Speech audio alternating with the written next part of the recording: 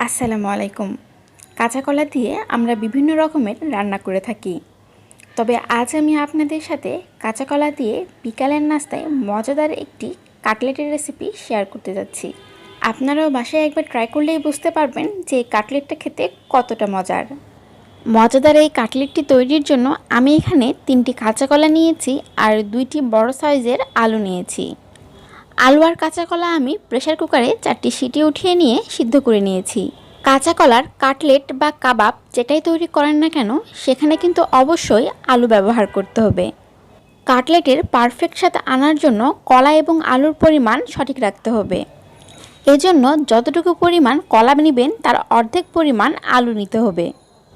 আর এই কাটলেট কিভাবে একবারে বেশি করে তৈরি করে ফ্রোজেন পদ্ধতিতে সংরক্ষণ করে রাখতে পারবেন তা আমি এই ভিডিওটিতে বলে দিয়েছি। এজন্য ভিডিওটি প্রথম থেকে শেষ পর্যন্ত দেখবেন, তাহলে আপনারা সব কিছু বুঝতে পারবেন।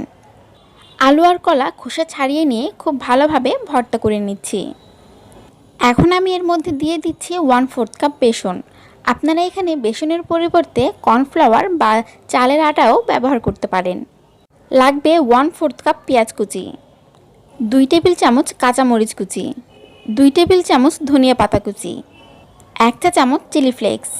এই চিলি ফ্লেক্স হলো হালকা করে টেলে নেওয়া শুকনো মরিচের আস্ত গুঁড়ো। এই চিলি ফ্লেক্স ব্যবহার করলে কাটলেটের স্বাদ অনেক বেড়ে যায়। আরও আমি দিয়ে দিচ্ছি স্বাদ মতো লবণ, 1/2 চা চামচ হলুদ গুঁড়ো, 1/2 চা চামচ ধনিয়া গুঁড়ো, 1/2 চা চামচ গরম মশলা গুঁড়ো। অবশ্যই চেষ্টা করবেন গরম মশলা গুঁড়ো ব্যবহার করার। আর দিয়ে দিচ্ছি 1/2 চা চামচ আদা রসুন বাটা। এখন সব কিছু একত্রে খুব ভালো করে মাখিয়ে নিব। খুব ভালো করে মাখিয়ে নেওয়া হয়ে গেলে কিছুটা অংশ এভাবে হাতের মধ্যে করে নিয়ে প্রথমে গোল গোল করে নিয়ে এরপরে হাতের তালুতে করে এভাবে আমি গোল শেপ দিয়ে দিচ্ছি। এরপরে একটি ডিম ফেটিয়ে নিয়ে ডিমের মধ্যে খুব ভালো করে ভিজিয়ে কোটিং করে নেব। এখানে আপনারা ডিম ব্যবহার করতে না চাইলে পানি দিয়ে ময়দা গুলে নিয়ে ময়দাতেও কোটিং করে নিতে পারবেন। এরপরে ব্রেড ক্রামের মধ্যে দিয়ে এভাবে আস্ত হাতে খুব ভালো করে ব্রেড ক্রাম কোট করে নেব। এই ব্রেড ক্রাম্প আমার হোমমেড তৈরি করা। এই ব্রেড ক্রাম্প যে কোনো সুপার শপেই পেয়ে যাবেন। আর এই ব্রেড ক্রাম্প বাসায় তৈরি করতে চাইলে ব্রেড ব্লেন্ডারে দিয়ে ভালো করে গুঁড়ো করে নিয়ে চুলার হিট একদম লোতে রেখে সামান্য একটু ফুড কালার দিয়ে হালকা করে ভেজে নিলেই হয়ে যাবে। এখন এগুলো দীর্ঘদিন পর্যন্ত সংরক্ষণের জন্য এভাবেই ডিপ ফ্রিজের মধ্যে রেখে দিতে হবে 1 ঘন্টার জন্য। 1 ঘন্টা পরে ফ্রিজ থেকে বের করে দেখবেন এর উপরে কিছুটা শক্ত হয়ে গেছে। এরপরে যে কোনো এয়ারটাইট বক্সে কিংবা জিপলক ব্যাগে করে আপনারা 3 থেকে 4 মাস পর্যন্ত সংরক্ষণ করে রাখতে পারবেন। এভাবে যদি আপনারা 1 ঘন্টা ডিপ ফ্রিজে রেখে তারপরে সংরক্ষণ করেন তাহলে একটার সাথে আরেকটি লেগে যাবে না। তখন সরাসরি ডিপ ফ্রিজ থেকে বের করে আপনারা ডুবো তেলে দিয়ে ভেজে নেবেন, তাহলেই হয়ে যাবে।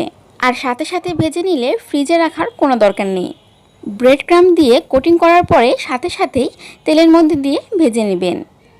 চুলার হিট মিডিয়াম টু লোতে রেখে সবগুলো আমি ভেজে নিচ্ছি। আজকের এই রেসিপিটি ভালো লেগে থাকলে আর আগামীতে ঠিক এমন আরও নিত্য নতুন রেসিপি দেখার জন্য আমার এই চ্যানেলটি সাবস্ক্রাইব করে রাখবেন।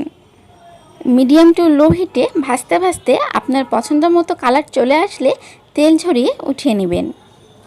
এরপরে আপনার পছন্দ অনুযায়ী যে কোনো সস দিয়ে পরিবেশন করুন। এটা এতটাই মজার হয় যে আপনি একবার ট্রাই না করলে বুঝতে পারবেন না। ঠিক এমন আরও নতুন নতুন রেসিপির সাথে আগামীতে দেখা হবে। সুস্থ থাকবেন, ভালো থাকবেন। ধন্যবাদ।